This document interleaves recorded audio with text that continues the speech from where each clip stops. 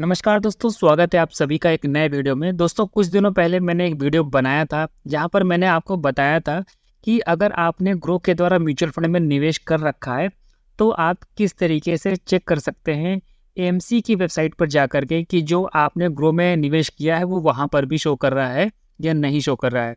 तो उस बारे में वीडियो इसलिए बनाया गया था क्योंकि एक न्यूज़ बहुत ही ज़्यादा उस समय ट्रेंडिंग में थी कि एक जो निवेशक थे उन्होंने ग्रो के द्वारा निवेश किया था, वो एएमसी की वेबसाइट पर नहीं दिख रहा था। तो आज की वीडियो में हम लोग बात करने वाले हैं कि अगर आपने म्यूचुअल फंड में ज़ीरोधा कॉइन के द्वारा निवेश किया हुआ है तो इस चीज़ को आप किस तरीके से चेक करें, इस चीज़ के बारे में आप किस तरीके से एश्योर हो जाएं कि जो भी आपका निवेश है जो कि ज़ीरोधा कॉइन के प्लेटफॉर्म पे आपको दिख रहा है वो कहीं और भी शो कर रहा है या नहीं शो कर रहा है। आपको पता होगा कि ज़ीरोधा कॉइन में जो भी हम म्यूचुअल फंड खरीदते हैं ये सभी हमारे डीमैट अकाउंट में होते हैं, और क्योंकि जो ज़ीरोधा है वो हमारा डीमैट अकाउंट सीडीएसएल के साथ में ओपन करता है, तो सीडीएसएल में लॉगिन करके आप जो भी आपका होल्डिंग है, चाहे वो आपकी म्यूचुअल फंड की होल्डिंग हो या आपकी स्टॉक्स की होल्डिंग हो, वो सारा का सारा आप वहाँ पर देख सकते हैं।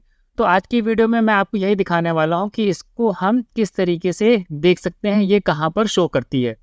तो अभी यहाँ पर जो आपके सामने ये इंटरफेस दिख रहा है ये ज़ीरोधा कॉइन का है, और ये मैंने क्योंकि लैपटॉप में खोल रखा है तो इसलिए इस तरीके से यहाँ पर दिख रहा है। मोबाइल में भी आप ओपन करेंगे तो वहाँ पर भी शो हो जाएगा।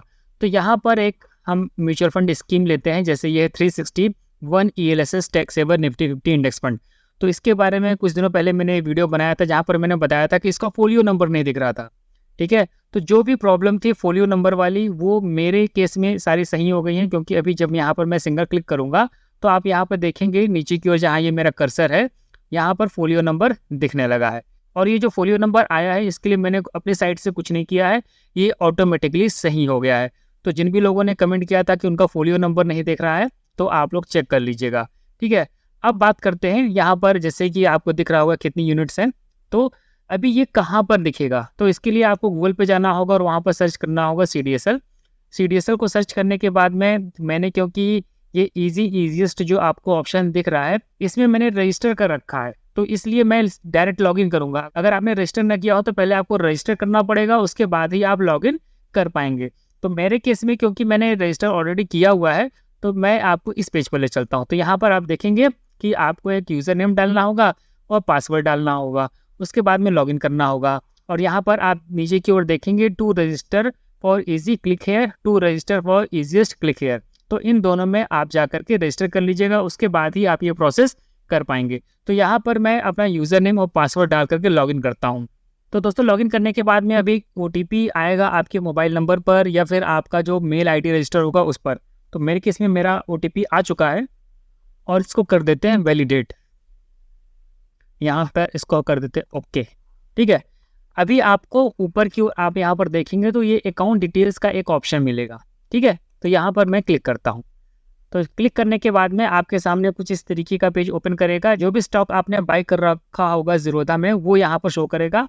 यहाँ पर जितनी क्वांटिटी में आपके डीमैट अकाउंट में होगा वो यहाँ पर शो करेगा। यहाँ पर एक चीज़ ध्यान रखिएगा कि आपने आज खरीदा और आज ही जा करके यहाँ पर चेक करने लगेंगे तो नहीं शो करेगा। यहाँ पर आने में T+1 डे का समय लगता है, तो एक दिन आप और ऐड कर लीजिएगा, उसके बाद आप यहाँ पर चेक करेंगे तो आपको यहाँ पर शो कर जाएगा। तो अभी हम थोड़ा सा नीचे की ओर आते हैं। तो इस पेज पर वो फंड नहीं है जो मैं आपको दिखाना चाहता हूँ, तो हम नेक्स्ट पेज पर जाएंगे। नेक्स्ट पेज पर हम आ गए हैं और यहाँ पर आप देखिए कर्सर, यहाँ पर 361 इस तरीके से लिखा हुआ है ना, ELSS Nifty 50 tax saver fund. तो यहाँ पर आप देखिए ये बैलेंस नंबर ये दिखा रहा है 4274.9। ठीक है, और इसकी वैल्यू दिखा रहा है करीब 57,895। तो अब चलते हैं ज़ीरोधा कॉइन में, वहाँ पर देखते हैं कि कितना हमारा जो यूनिट्स हैं वो बैलेंस है 4,274 हैं कि नहीं है। तो यहाँ पर आते हैं और यहाँ पर आप देखेंगे यूनिट्स 4,274.909 और यहाँ पर भी कितनी है 4,274.909, यानी कि इतने यूनिट्स हमारे CDSL के अकाउंट में भी हैं। और यहाँ पर करंट होल्डिंग वैल्यू आप देखेंगे तो 57,895.093 है। तो यहाँ पर भी देख लीजिए करंट 57,895.520 है। तो यहाँ पर थोड़ा सा अंतर है, तो हो सकता है कि अभी अपडेट ना हुआ हो तो इसलिए वो अंतर दिख रहा हो। तो इस तरीके से आप अपना जो भी म्यूचुअल फंड आपने निवेश कर रखा है ज़ीरोधा कॉइन के द्वारा, सबको बारी-बारी से जाकर के चेक कर लीजिए। जितना आपने यहाँ पर निवेश किया है वो सारा का सारा वहाँ पर शो कर रहा है कि नहीं। तो यहाँ अभी जो मैंने आपको दिखाया है वो सिंपली आपको टोटल दिखा दिया है। आप ट्रांज़ैक्शंस भी एक-एक ट्रांज़ैक्शन जो भी आपकी एक-एक एसआईपी गई होगी उसको भी आप ट्रैक कर सकते हैं। तो उसके लिए जैसे कि जब आप यहाँ पर आएँगे तो इसके लिए आपको ट्रांज़ैक्शन पर आना होगा। ट्रांज़ैक्शन पर आने के बाद में यहाँ पर ट्रांज़ैक्शन कम होल्डिंग स्टेटमेंट है, यहाँ पर आपको टैप करना होगा। तो जो भी आपकी होल्डिंग है, जो भी आपके ट्रांज़ैक्शंस हैं, वो सारा का सारा आपका यहाँ पर शो हो जाएगा। तो इस तरीके से आप एश्योर हो जाएँगे कि जो भी आपने ज़ीरोधा कॉइन के द्वारा निवेश किया है, वो आपका सेफ़ है या नहीं सेफ़ है। जो भी आपका ज़ीरोधा कॉइन में निवेश है, वो यहाँ पर भी मैंडेटरी रूप से शो होना ही होना चाहिए, ठीक है? क्योंकि ज़ीरोधा के पास में हमारा कुछ नहीं है, हमारा जो भी है इसी के साथ में है, सीडीएसएल के साथ में है। कई लोगों का जो डीमैट अकाउंट होगा तो उनके ब्रोकर ने एनएसडीएल के साथ में खोला होगा, तो वो एनएसडीएल पर जाकर के भी इस तरीके से चीज़ें चेक कर सकते हैं। तो जो कई तरीके के समाचार आ रहे थे जिसको लेकर के लोग टेंशन में थे कि उनका निवेश सेफ़ है या नहीं सेफ़ है, तो मुझे लगा इसके बारे में एक वीडियो बनाते हैं जिससे कि आपका जो भरोसा है, जो विश्वास है, वो बरकरार रह सके निवेश के प्रति और आप लगातार निवेश कर सकें बिना किसी टेंशन के।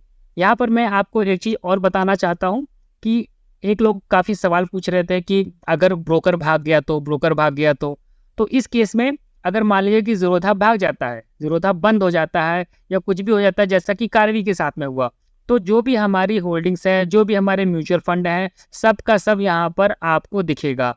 फिर आपको एक ऑप्शन मिलेगा किसी दूसरे ब्रोकर के साथ में डीमैट अकाउंट ओपन करने के लिए। तो मेरे केस में जब कार्वी के साथ में ये हादसा हुआ था, कार्वी बंद हुई, तो क्योंकि मेरा कार्वी के अंदर डीमैट अकाउंट था, तो मुझे ऑप्शन मिला था आईआईएफएल या एक्सिस के साथ में डीमैट अकाउंट ओपन करने का। तो मैंने आईआईएफएल के साथ में अपना डीमैट अकाउंट ओपन किया था और जो भी मेरा कार्वी के अंदर था, जो भी स्टॉक, वो सारा का सारा वहाँ पर दिख रहा था। यहाँ पर एक चीज़ और आप ध्यान रखिएगा कि जब भी आपका जो म्यूचुअल फंड का निवेश है वो जब डीमैट फॉर्मेट में होता है तो बहुत ज़्यादा संभावना है कि जो भी आपकी एएमसी वेबसाइट है, म्यूचुअल फंड वेबसाइट है, वहाँ पर आपका निवेश नहीं शो करेगा। कुछ ऐसी म्यूचुअल फंड कंपनियां हैं जहाँ पर आपका निवेश शो करता है। इसके बारे में मैं पहले वीडियो बना चुका हूँ। एग्जाम्पल के तौर पर अगर आप कोई एचडीएफसी का फंड खरीदते हैं ज़ीरोधा कॉइन के द्वारा, तो आपका जो निवेश है वो एचडीएफसी म्यूचुअल फंड की जो वेबसाइट है वहाँ पर भी शो करेगा। लेकिन ये सभी के लिए लागू नहीं है। जैसे कि अगर आप एक्सिस म्यूचुअल फंड का कोई स्कीम बाई करते हैं ज़ीरोधा कॉइन के द्वारा, तो एक्सिस म्यूचुअल फंड की जब आप वेबसाइट पर जाएंगे तो वहाँ पर आपको किसी भी तरीके की कोई जानकारी नहीं मिल पाएगी। तो इस चीज़ को भी आप ध्यान रखिएगा। इसको भी लेकर के लोग काफ़ी कंफ्यूज रहते हैं। तो उम्मीद करता हूँ कि जो जानकारियाँ मैंने आपको प्रोवाइड की है ये आपके लिए यूज़फुल होगी, आपके कन्फ्यूज़न को दूर करेगी। अगर आपका कोई सवाल शेष बचता है या आपके मन में कोई सवाल आता है तो कमेंट में ज़रूर पूछिए। मैं उसके बारे में भी जानकारी जुटाने का प्रयास करूंगा या फिर मुझे अगर जानकारी होगी तो उसके बारे में भी वीडियो बना करके आप सभी के साथ में उस जानकारी को साझा करूंगा। तो इस वीडियो में इतना ही, मिलते हैं नेक्स्ट वीडियो में नई जानकारी के साथ। तब तक के लिए नमस्कार।